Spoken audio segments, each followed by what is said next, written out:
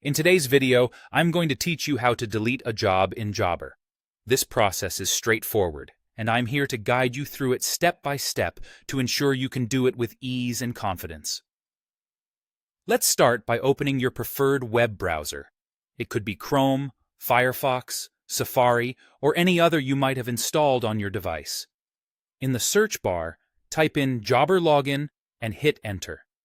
You should see Jobber's official website listed in the search results. Go ahead and click on it to open the page. Once you're on the Jobber site, you'll need to either log in or sign up if you haven't already done so. If you have an existing account, simply enter your credentials in the login form. If you're new to Jobber, click the Sign Up button and follow the prompts to create an account. This process is pretty standard across most platforms, so it should be familiar and quick. After successfully logging into Jobber, the next step is to locate the job you wish to delete. You can do this in one of two ways.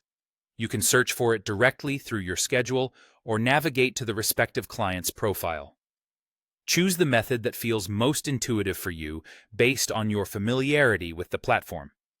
The aim here is to efficiently pinpoint the specific job that's no longer needed.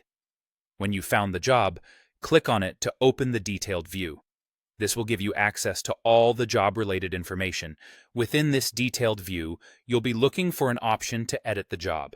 The buttons for Edit or More Actions are typically what you're searching for, and these will provide you with further actions you can take regarding the job. Once you're in the appropriate section, keep an eye out for a Delete or Delete Job button.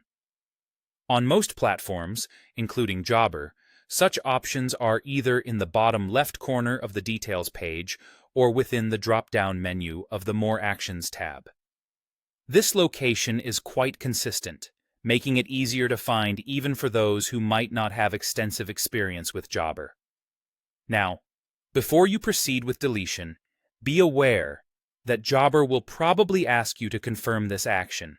It's a standard safeguard to ensure that you're intentionally deleting the job because once it's deleted, the action cannot be undone and the job cannot be recovered. So, when the confirmation prompt appears, read it carefully, and if you're certain about your decision, confirm the deletion. And there you have it, a simple guide on how to delete a job in Jobber. I hope this walkthrough has been helpful and clear, enabling you to perform this task effortlessly now and in the future. Thank you for watching, and don't forget to like and subscribe for more useful tutorials.